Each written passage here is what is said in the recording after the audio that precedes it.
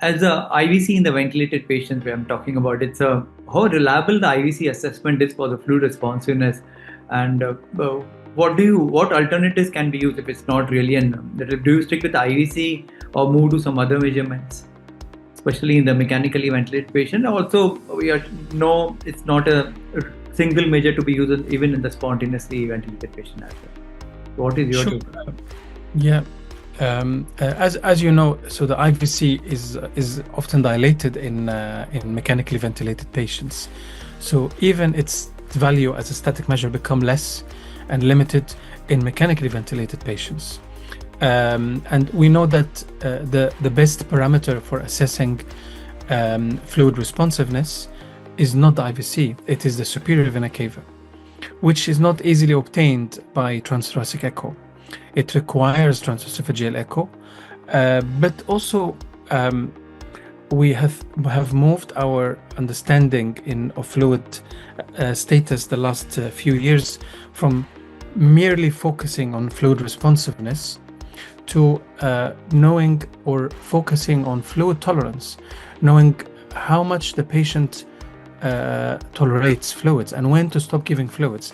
Because, as you know, physiologically, your patient can be fluid responsive, which means that the stroke volume will increase with increasing preload, but they will be fluid intolerant, which is dangerous.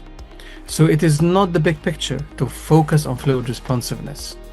It's very important to look beyond the IVC for signs of venous congestion. And that's why I touched upon that in my talk, looking beyond the IVC into the flow in the hepatic veins, the portal veins, and the renal veins with Doppler, enable us to look further beyond fluid responsiveness and look for signs of fluid intolerance, which will appear in the form of venous congestion. So if you ask about IVC or we move to LVOT, VTI, carotid Doppler, or maybe the PLR with the VTI, do you rely on the small fluid boluses to test the response? Yes, we do. From time to time, if I want to see if the patient is responsive to fluids, I often use the passively graze and the VTI because it is the only parameter which can be used also in spontaneously breathing patient, as you know, and the only parameter which can be used in atrial fibrillation and other situations where you cannot use fluid responsiveness. But I can say that I'm doing that less frequently than before. How about the LVOT VTI? Yes, I was talking about the LVOT VTI. So I do the passively graze and assess the LVOT VTI before and after passively graze. So which test do you perform first in a sedated, paralyzed, ventilated patient? I mean, if I have to consider it, is it, again, it's a patient-based, or I can have the algorithm of it? Or how do we do it if I have to do it in a paralyzed and sedated, ventilated patient? Fluid responsiveness. Fluid responsiveness, yes. The best parameter is superior vena cava collapsibility index, which is the best and the most reliable parameter. If I do it, I do SVC collapsibility. I don't use the IVC collapsibility or distensibility index anymore. I honestly don't rely on the IVC to assess fluid status. What would be next? Because to get the superior vena cava, as you said, it's not very easy to have the view of it and measure. That's true, but we also use a lot of transesophageal echo in our institute.